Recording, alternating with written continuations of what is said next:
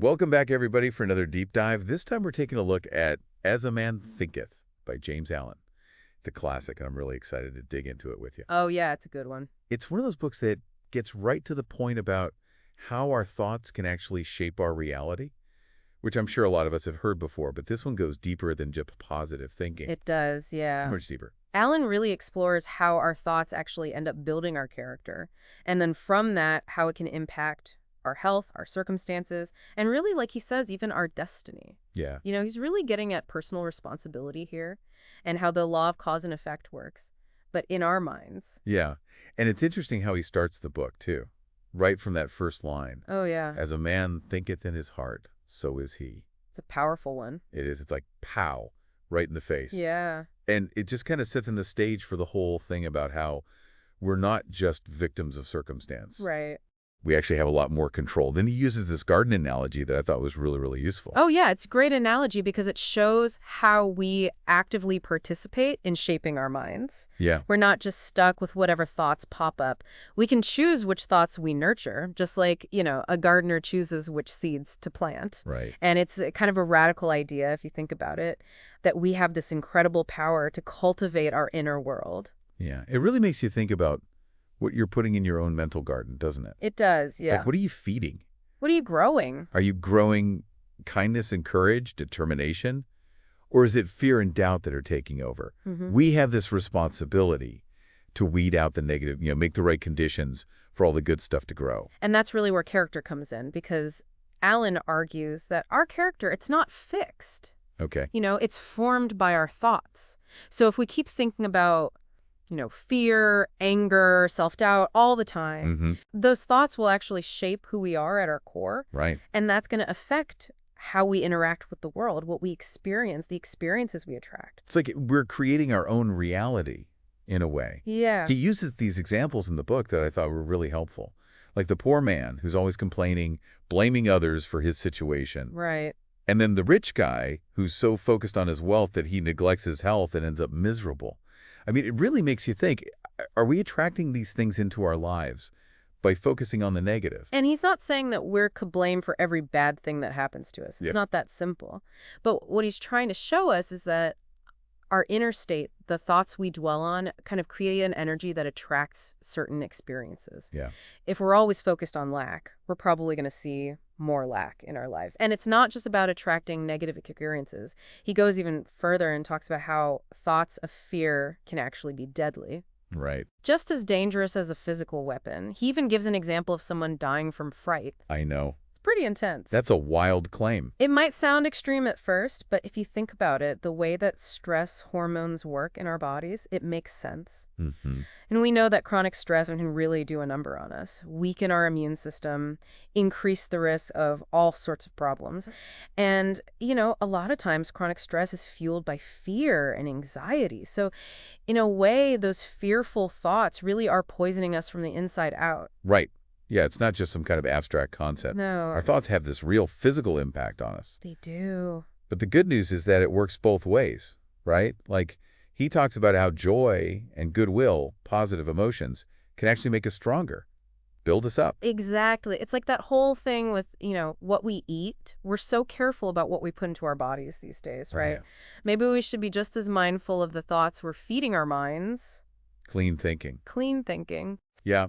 That brings us to another point that he makes about the importance of having a purpose. He thinks aimlessness is dangerous. Yeah. That we really need a central purpose to focus our thoughts, to overcome our weaknesses. And he's not saying we have to be super rigid about it or fixated on one specific goal.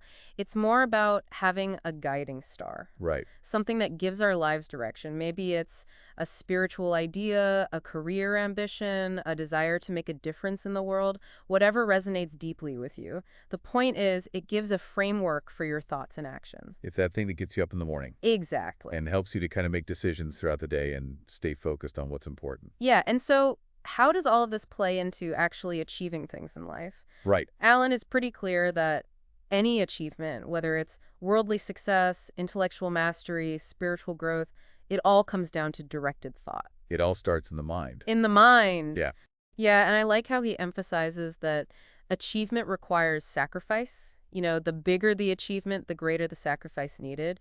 So it really makes you ask yourself, what am I willing to let go of? What old habits of thought do I need to release to get what I truly desire? It's challenging us to get real with ourselves. Yeah, for sure. And then he goes on to this section on visions and ideals. Oh, yeah. And it's beautiful. He talks about how dreamers are the saviors of the world and connects it to people like Columbus, Copernicus, Buddha, all these people who imagined a different reality, one that most people thought was impossible at the time. It really makes you think, right? All these amazing things in history that came about just because someone dared to think differently, to dream big.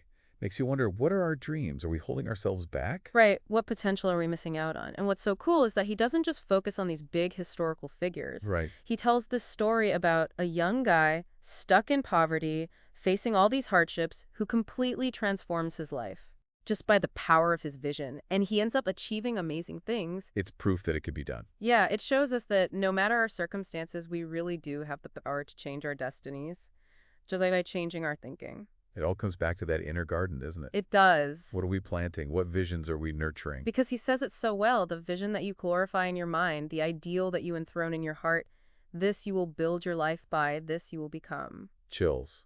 Such a good quote.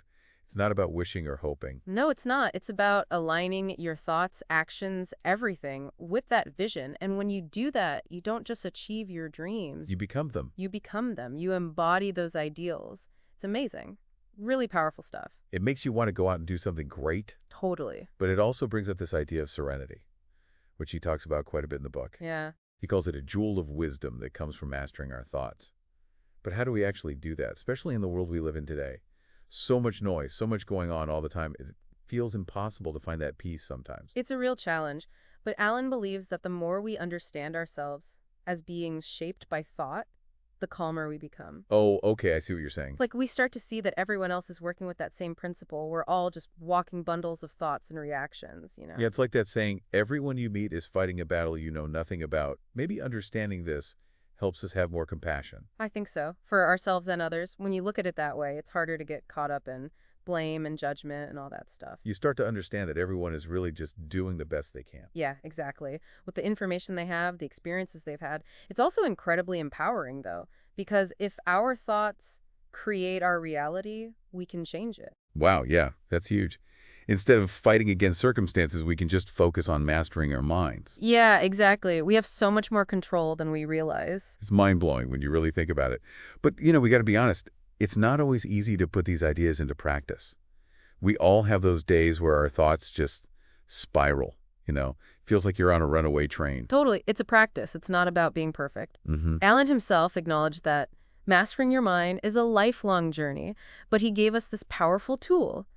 Say into your heart, peace, be still. So simple, but so powerful. It's like we can take command, choose peace over chaos. It is, yeah. And he's not just leading us with a command. He's giving us a way to do it through self-control, right thinking, and commitment to our highest ideas. So it seems like As a Man Thinketh is like a call to action, to wake up to our own power. Definitely, yeah. We're not victims, but creators of our own reality. Right. And that if we choose our thoughts carefully, we can shape our lives and really our destiny. It's about shifting that victim mentality to a creator mentality. Right. Realizing that we have the power to change our experience by changing our thinking. And that's a big shift. It's like moving from powerless to, wow, I can do this. There's this capacity for change and growth. Amazing. And that's why this book is still relevant. Even today, it's such a hopeful message. Yeah. He's saying you have the power to choose a different path. You can create a better reality. So to wrap things up, I want to leave you with this thought from Alan that stuck with me. He says, the vision that you glorify in your mind, the ideal that you enthrone in your heart, this you will build your life by. This you will become. Wow. Yeah. It's a powerful image. Our thoughts aren't just these fleeting things. Right. They can shape our reality, make us into the people we want to be. So what's the vision you hold in your mind? What's that ideal that you're keeping in your heart? Because Alan says that vision, that ideal, it's like the blueprint for your life. It's the seed for your future. So choose it wisely, nurture it, and just watch it blossom into something amazing. I love that. And that's it for our deep dive today. But keep thinking deeply and living boldly, everybody. The power is within you. 50